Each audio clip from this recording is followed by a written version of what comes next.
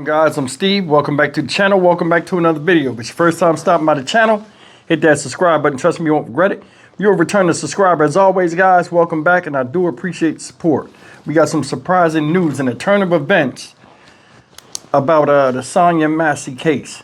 You guys remember she's the lady that was shot in her kitchen in the face by this guy right here, former deputy Sean Grayson. If you guys remember, she had a pot of water she was taking off the stove. This guy shot her. You know, the videos floating around here is very hard to watch. He's been locked up since July. As of recently, appellate court judge announced that due to appeal, that he may be released this Friday from jail. Family's upset, and rightfully so they should. Here's the story, and we'll come back and talk about it.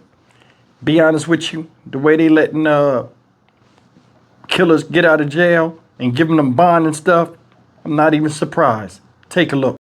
Well, the former Sangamon County deputy charged with first-degree murder in court days after an appellate court ruled he can get out of jail.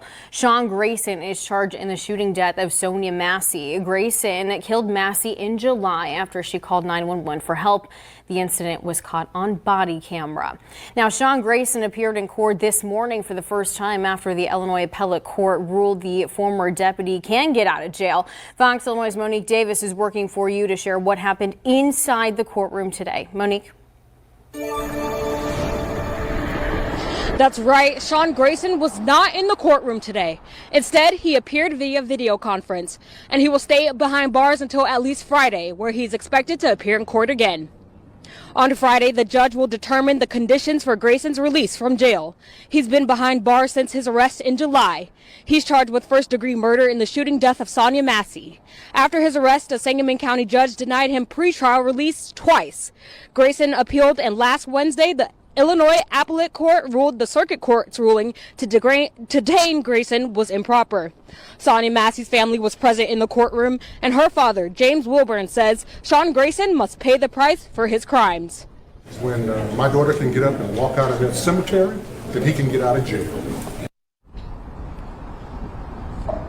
The 4th District's Appellate's Court found that prosecutors failed to provide sufficient evidence that Sean Grayson would be a threat to the community upon his release. And Grayson will appear back in court on January 13th for a pretrial hearing. Reporting live in Sangamon County, I'm Monique Davis. Back to you. Thank you, Monique. Be sure to tune into Fox Illinois at 9 to hear what experts are saying about pretrial release conditions.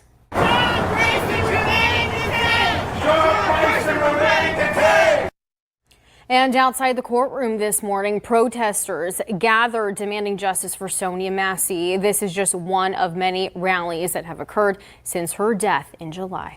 Well, the former Sangamon County deputy charged with first-degree murder in court days after an appellate court ruled he can get out of jail. Sean Grayson is charged in the shooting death of Sonya Massey. Grayson killed Massey in July after she called 911 for help. The incident was caught on body camera.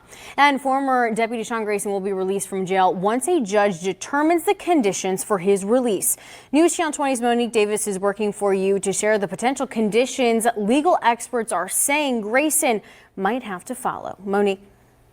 That's right. I spoke with a law professor from the Chicago Kent School of Law, and he tells me the judge has to set restrictions for Grayson's release since the state could not prove that he's a flight risk to the community. And the judge has to set conditions which are the least restrictive conditions available. The 4th District's Appellate's Court found prosecutors failed to provide sufficient evidence that Sean Grayson would be a threat to the community if released.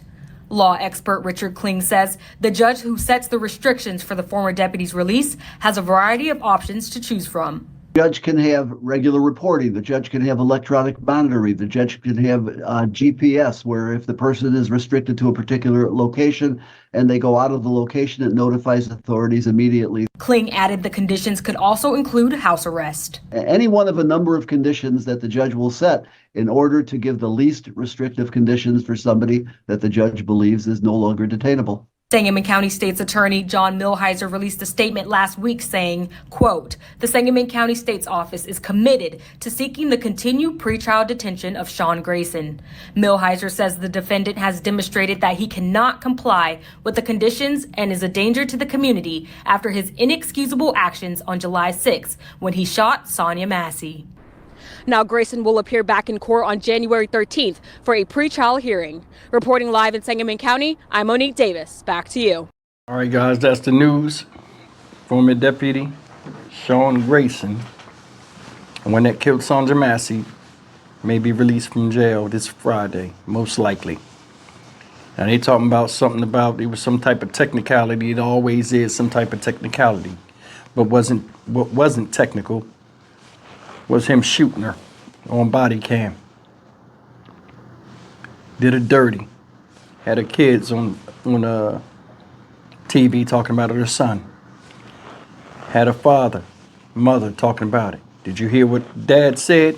That was the realest thing in the whole video. When my daughter walk out that cemetery, then he can walk out of jail. But that ain't gonna happen, so why is he released? That's the thing, man. These lawmakers, man, I don't respect none of them. I don't. Justice system been flawed, and ain't nobody trying to fix it. And they talking about if it ain't broke, don't fix it. The system been broken for years, not just with regular folk getting killed. The juvenile justice system and the justice system, regarding child crimes, whether it's molestation or abuse.